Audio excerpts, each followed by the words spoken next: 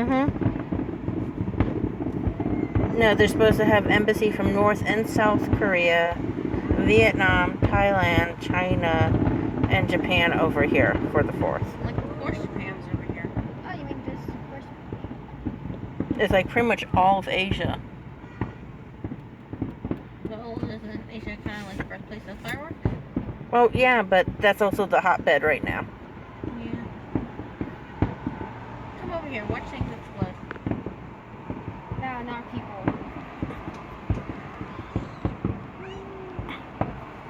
Think we have no pride in our country? Wait till you see us on the 4th. We go crazy with it.